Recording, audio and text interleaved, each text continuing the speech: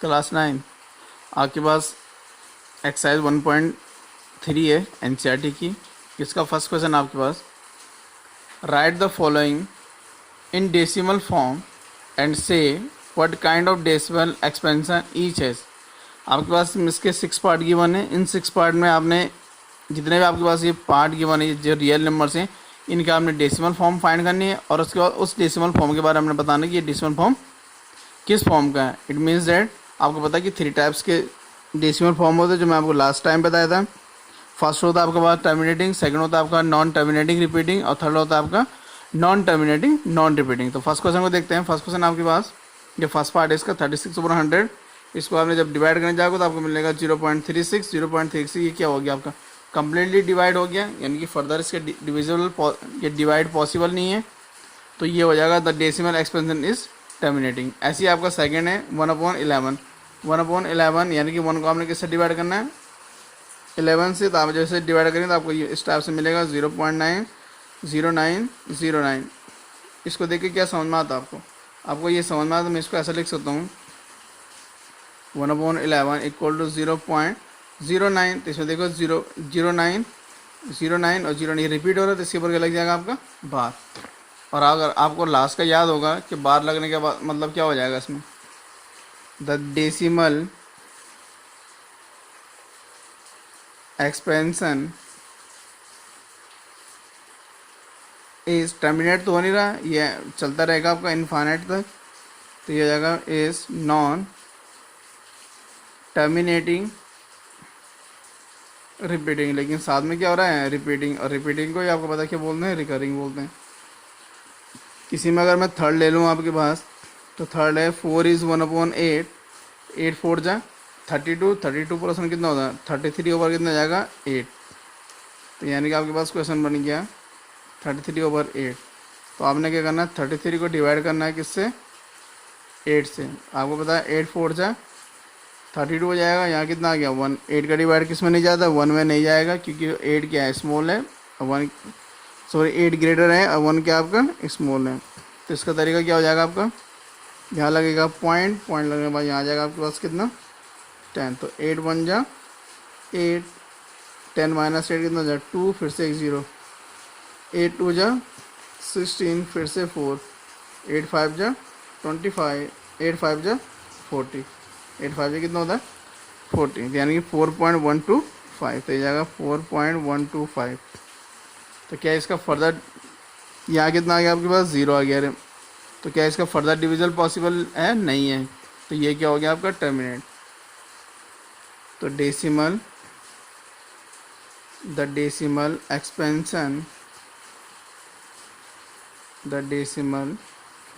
Expansion is terminating. तो इसका भी क्या आ गया आपके पास टर्मिनेटिंग।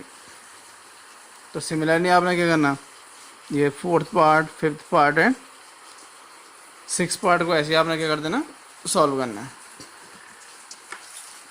इसी में सेकंड क्वेश्चन आपके पास है एक, you know that 1/7 equal to आपका ऐसा गिवन है 0.142857। उसके ऊपर क्या है बार है, इसका मतलब क्या है रिपीटिंग है। Can you predict what the decimal expansion of 2/7, 3/7, 4/7, 5/7, 6/7 are. उनके डेसिमल एक्सपेंशन क्या आएंगे किसके 2 इस टाइप में without actually doing the long division method. If so how. लेकिन आपने क्या करना है इसको प्रॉपर डिवाइड नहीं करना। तो आपको बताइए गिवन है। तो अगर आपको देखिएगा नाउ 2/7 है आपके पास। तो आपको पता 2/7 के लिए सकते हैं 2 × 1/7। अब 2 × 1/7 है यानी कि 2 × 1/7 का एक्सपेंशन कितना रखा 0.142857 और इसके ऊपर क्या आपके पास बार है। तो सिमिलर तो इजीली आपने क्या करना 2 से इनको मल्टीप्लाई कर देना। तो 2 7 जा 14 कैरी 1, 2 5 जा 10 + 1 11 कैरी 1, 2 8 जा 16 + 1 17 कैरी 1, 2 2 जा 4 + 1 5, 4 2 जा 8 और 2 1 जा 2। ये इतना हो जाएगा। तो ये इतना आ जाएगा आपके पास किसका हो गया 2.7। सिमिलरली आपने किसको फाइंड करना 3/7 है। तो 3/7 को फिर से क्या लिख देना 3 × 1/7, तो 3 इंटू, और यहाँ किसकी वैल्यू जाएगा 0.142857। ऐसे ही फिर से आपने किसका सॉल्व कर लेना, यहाँ मल्टीप्लाई करके यहाँ जाएगा। ऐसे ही 4/7 को लिख सकते हैं 4 इंटू 1/7। फिर आपके पास 5/7 को लिख सकते हैं 5 इंटू 1/7। और फिर 6/7 को लिख सकते हैं आप 6/7 को लिख सकते हैं आप 6 इंटू 1/7। तो इस टाइप से ये जितने भी पार्ट आपके पास, यानी कि ये हो गया आपके पास दिस वन है, दिस वन, आप इनको इजीली क्या कर सकते हैं, सॉल्व कर सकते हैं। सिंपल सा आपने क्या करना है, इसको मल्टीप्लाई करना है। इसमें नेक्स्ट क्वेश्चन है एक आपके पास, थर्ड क्वेश्चन है थर्ड क्वेश्चन आपके पास, express the following in the form P/Q where P and Q are integer and Q does not equal to 0। तो इस टाइप के क्वेश्चन पर भी मैं लास्ट टाइम आपके पास क्या करें, एक वीडियो बना चुका हूँ इस पर, तो आप उस टाइप से इनको क्या कर सकते हैं, सॉल्व कर सकते हैं। ये बड़ा इजी है। तो पहले आपने इसको क्या लिख देना है, x इक्वल टू 0.666 लिख देना। फिर आपने इसको क्या करना है, एक ही नंबर क्या हो रहा है, इसमें रिपीट हो रहा है, तो आपने 10 से क्या कर देना है, बहुत सारे मल्टीप्लाई कर देना, 6.666 हो जाएगा आपका।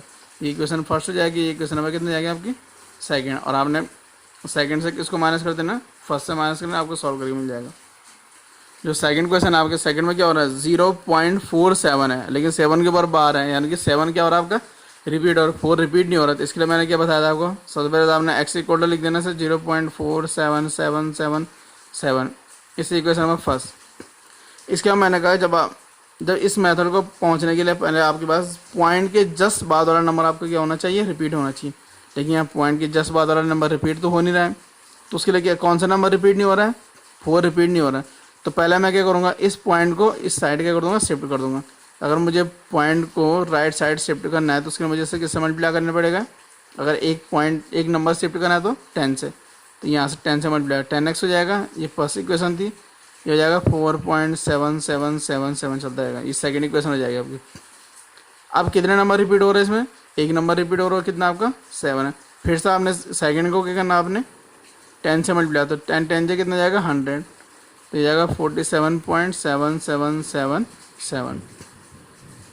अब आपने क्या करना है, इस थर्ड से किसको माइनस कर देना, आपने सेकंड को माइनस कर देना। थर्ड से सेकंड को माइनस करेंगे, आपको क्या मिल जाएगा, x की वैल्यू मिल जाएगा।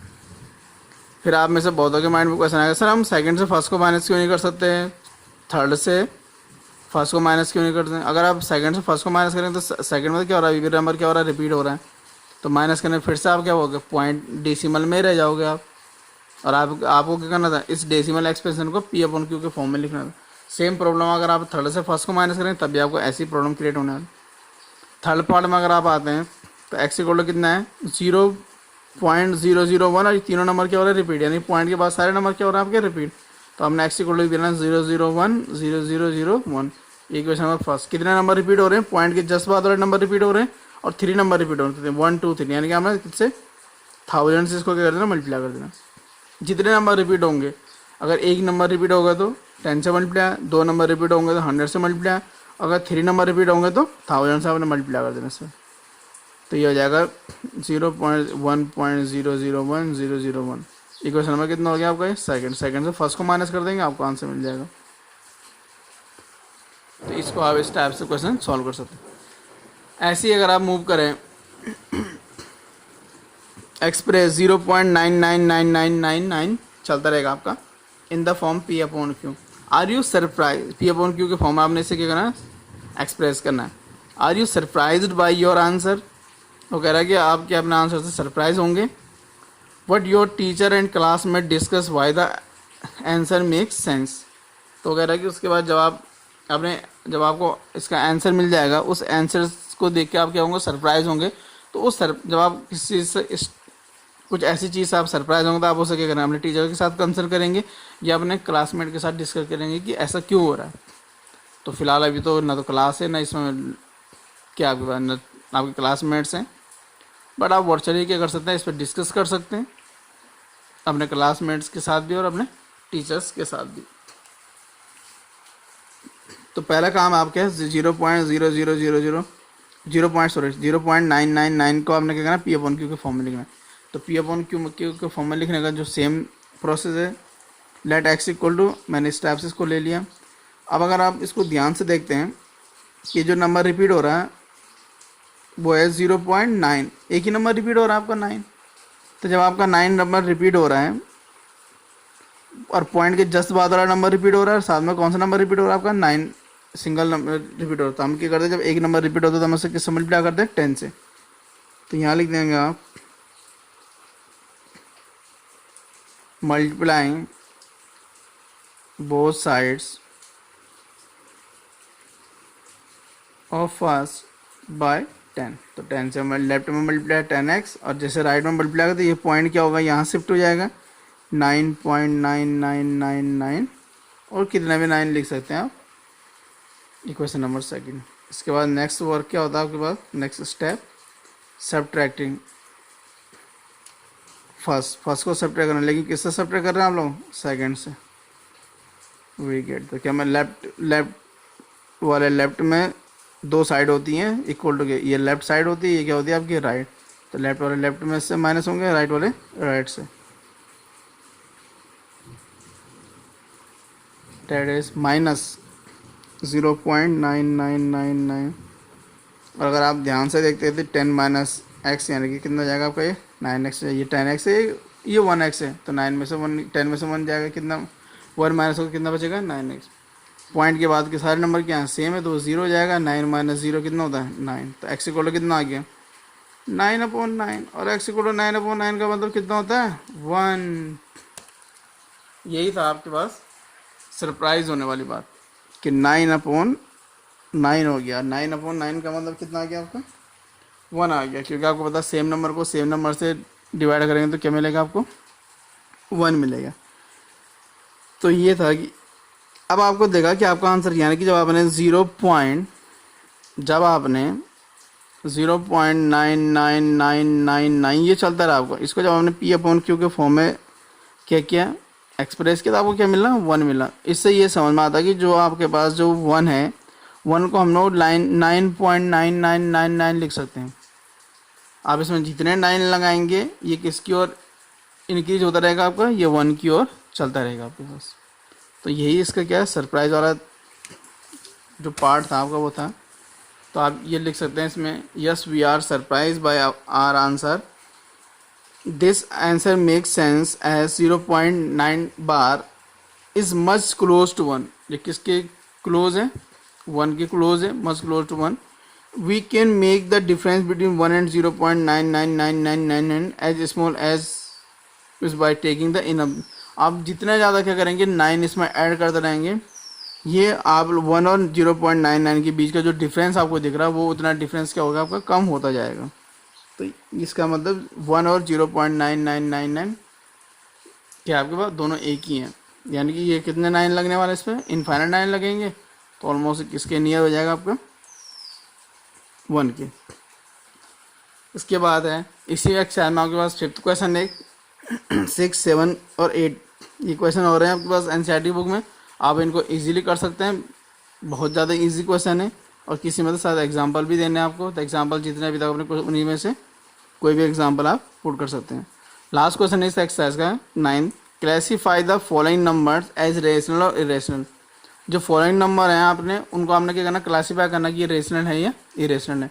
फर्स्ट है आपके पास √23 है, सेकेंड है √225 है, थर्ड है आपके पास 0.3706 है, फोर्थ है 7.478478 डेट इज।